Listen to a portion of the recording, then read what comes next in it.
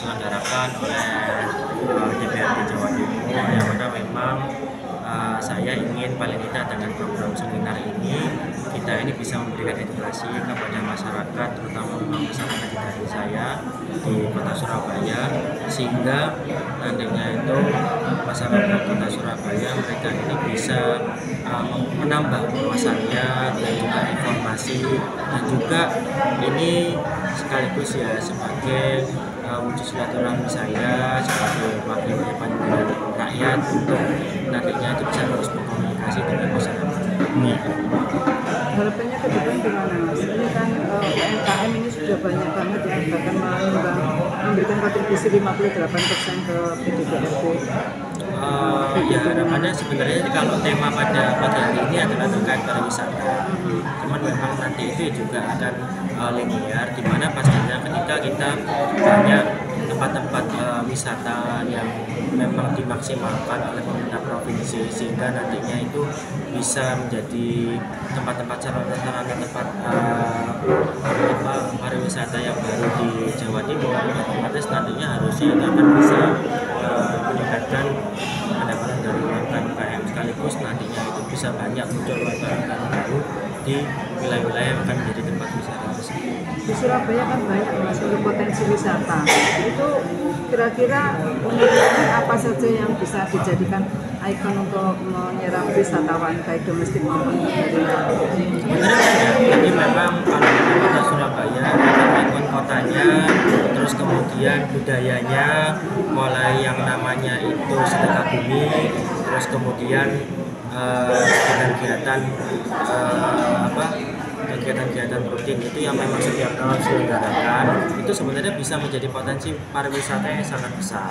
Nah, cuman memang yang perlu mungkin kami berikan saran terhadap pemerintah kota Surabaya agar bagaimana kegiatan-kegiatan pariwisataan itu maupun festival-festival yang ada di Kota Surabaya itu seharusnya memang dibuatkan kalender dalam 1 tahun penuh. Dan itu memang diinfokan, misalnya kayak sekarang itu sudah diinfokan ke travel, terus kemudian ke masyarakat lewat informasi, mungkin bisa lewat sosial media ataupun lewat mungkin media cetak ataupun reklame tentang kegiatan-kegiatan yang ada di Kota Surabaya dalam setahun ini untuk tahun depan. Sehingga kenapa? Sehingga nantinya itu potensi yang bisa diraih devisa apapun uang yang bisa untuk Surabaya itu makin banyak. Karena kenapa? Saya yakin kalau yang seperti kayak agenda-agenda seperti kayak sedekah bumi ataupun festival budaya yang lain itu sebenarnya kalau untuk kepada turis-turis mancanegara ataupun bule-bule itu mereka senang dengan kegiatan-kegiatan tersebut. Karena kenapa? Di negaranya nggak ada festival atau kegiatan-kegiatan seperti itu. Nah, itu sebenarnya potensi kita yang memang nanti itu perlu dikolaborasikan, perlu nanti itu dipublikasikan baik dari pemerintah kota yang nanti bisa bekerjasama dengan pemerintah provinsi Jawa Timur. Untuk di Jawa Timur sendiri, dalam kegiatan ini apa melibatkan Pok Darwis di masing-masing kabupaten kota? Kebetulan memang ini kalau kegiatan seminarnya ini memang fokus untuk di daerah pemilihan masing-masing anggota DPR. Mas, ini kan ada kemarin ada semacam diinisiasi dari teman-teman Pokja yang menggeluti pariwisata. Bagaimana kalau ada kerjasama antara dewan atau dengan Pemprov atau Pemdanya itu di setiap rumah makan, di setiap hotel atau di setiap mall itu di hari-hari tertentu menampilkan budaya, misalkan seperti tari-tarian, seperti apa yang menjadi ciri khas dari itu, gimana menurut Anda? Bisa juga seperti itu, cuman memang nanti kan pasti itu kan urusannya nanti itu kalau terkait kebijakan untuk yang di mall atau apapun itu merupakan nanti itu kebijakan dari kota kabupaten setempat. Nah, jadi nanti ya kita mungkin bisa mendorong, mengusulkan ya sebagai DPRD Provinsi Jawa Timur kepada Pemkot atau Pemkot di wilayah masing-masing, mungkin nanti bisa untuk memfasilitasi untuk kegiatan-kegiatan budaya maupun festival, sehingga nantinya itu kan bisa menambah semarak untuk wilayahnya sendiri, dan nanti kalau memang dipublikasikan dari jauh-jauh hari harusnya bisa itu ya wisatawan baik dalam maupun luar negeri yang datang ke termasuk kota ada kabupaten misalkan festival-festival yang diadakan di tempat itu gitu ya. Jadi seperti ngeremo atau apa, tari dan sebagainya yang kebijakan dari kota ini sendiri. Kebijakan kota itu nanti akan masuk, kalau memang bisa dibuat begitu itu nanti harus yang membuat perdanya itu adalah kota kabupaten. Kalau kami di Jawa Timur itu memang lebih memadai agar bagaimana sektor-sektor pariwisata yang ada di Jawa Timur ini bisa makin banyak, terus titik-titiknya itu makin besar, dan masyarakat pun itu juga makin tahu tentang banyak potensi-potensi pariwisata yang ada, sehingga mereka ini menambah destinasinya yang pasti, baik masyarakat Jawa Timur maupun Indonesia bahkan luar negeri juga, sehingga nanti harapannya kita makin banyak perputaran ekonomi yang berkembang di Jawa Timur dan menambah devisa, serta nantinya itu bisa menambah PAD untuk Jawa Timur juga. Untuk menggali potensi dari kabupaten Sebenarnya kalau memang dari kami itu kan lebih kepada nanti itu memang yang kawasan-kawasan wisata yang dari masuk menangnya ekonomi di Jawa Timur itu nanti akan kita dorong, akan kita tekan agar bagaimana itu bisa dikembangkan. Nah, nanti untuk proses teknisnya ketika nanti pelaksanaannya nanti bisa bekerja sama dengan Pemkot atau Pemkat di wilayah tersebut supaya nanti untuk dikelola. Dalam artian gimana dikelolanya?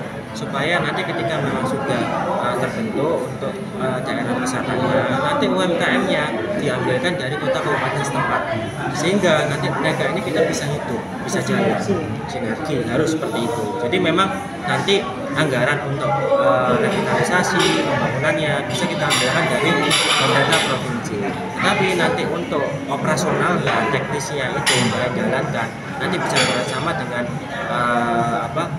Dispartanya kota kabupaten yang nanti juga bisa bersama dengan dinas UMKM koperasi untuk pemberdayaan masyarakatnya, pemberdayaannya di situ. Gitu.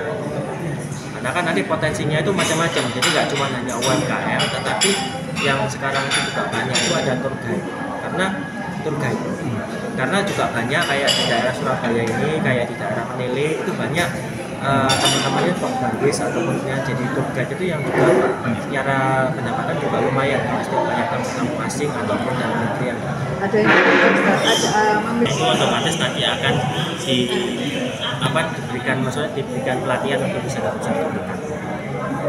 Mas, sama jeneng Atau tingkat okupansi kamar kasur rumah sakit itu sebenarnya tidak pernah penuh, kisaran antara 60 sampai 80%, baik di rumah sakit rumah sakit haji. Nah, kalau rumah sakit menur ini yang memang agak tinggi, ini yang memang nanti akan kita dorong supaya nanti bisa ditambah untuk tempat tidurnya, karena kelihatannya memang sekarang itu mental health itu sangat berpengaruh ya, banyak yang stres itu, jadi kalau mental health itu kan sebuah kondisi penyakit atau gangguan yang jiwanya itu yang butuh waktu penyembuhannya itu nggak bisa seminggu 2 minggu, bahkan bisa sebulan, bahkan lebih gitu. Makanya akhirnya itu kelihatan membuat akhirnya tingkat bornya atau okupansi kasurnya itu tinggi. Nah, tetapi kalau rumah sakit lain itu sampai termasuk rumah sakit Sudomo, kemudian Karsau saja, Batu, itu kebanyakan kisaran bornya itu ketika menyampaikan kami 60 sampai 80%. Nah, kalau misalnya kota Surabaya ternyata memang kekurangan, nanti kita coba cek dulu. Karena memang sebenarnya kalau memang kekurangan, nanti itu sebenarnya bisa dirujukkan di Kertomo atau ke rumah sakit haji, supaya nanti bisa diberikan penanganan dan juga nanti bisa dibantu untuk paling nggak kalau memang ada kebutuhan untuk harus menginap atau butuh kasur. Ini juga merupakan program dari saya sebagai anggota DPRD Jawa Timur, di mana memang kita membuat program-program seminar untuk nantinya itu bisa memberikan manfaat ataupun tambahan buat ilmu kepada masyarakat dapil atau daerah pemilihan saya, yaitu Kota Surabaya, yang mana memang untuk hari ini, pada pagi hari ini, tema kita ini adalah mengenai pariwisata, di mana memang di dunia itu adalah peran kebijakan dan langkah strategis pengembangan industri pariwisata Indonesia, khususnya Bapak Ibu semua adalah untuk di Jawa Timur. Yang mana memang sebenarnya potensi pariwisata di Jawa Timur itu sangat luar biasa, di mana memang banyak sekali tempat-tempat yang sebenarnya ini masih belum dikembang, bisa kita kembangkan, yang nanti itu bisa menjadi sumber pendapatan untuk masyarakat Jawa Timur, wabil khusus pastinya warga Surabaya. Nah, kalau memang berbicara kota Surabaya, di mana memang Surabaya ini menjadi kota wisata. Paling tidak itu kalau memang tidak jadi kota wisata yang benar-benar tempat wisata, jadi transit. Karena kenapa? Memang saya pernah bertemu dengan beberapa teman ataupun pernah bertemu dengan sahabat ataupun kayak tamu yang datang ke kota Surabaya. Selain mereka memang ada urusan bisnis, mereka juga biasanya itu akan lanjut untuk berwisata di kota kabupaten lain di Jawa Timur, seperti daerah Malang ataupun ke Bromo di Probolinggo. Yang mana memang sebenarnya banyak sekali memang potensi-potensi alam, potensi-potensi wisata yang masih perlu dikembangkan di Jawa Timur. Kebetulan kita ini mendampingi Bu Risma pada waktu kita berkeliling berkampanye, juga salah satunya itu di Kabupaten Pacitan. Pas itu saya masih belum Kabupaten Pacitan itu daerahnya mulai ada daerah bukit, kemudian juga ada pegunungan dan juga punya pantai. Dan pantainya itu juga nggak kalah dengan sebenarnya pantai-pantai yang ada di Bali, kayak pantai Kelanyar dan juga pantai-pantai yang lain. Nah, itu yang memang nanti itu kita memerlukan ada kebutuhan anggaran, dan nanti salah satunya bisa diambilkan dari sektor-sektor pariwisata.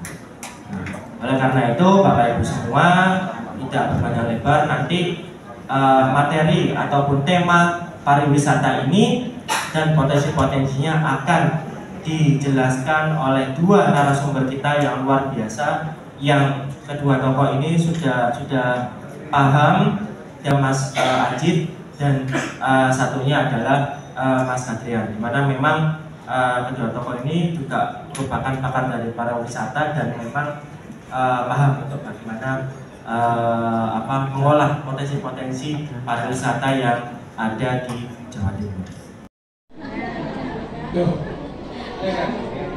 Apa yang bikin satunya berbeda, Pak?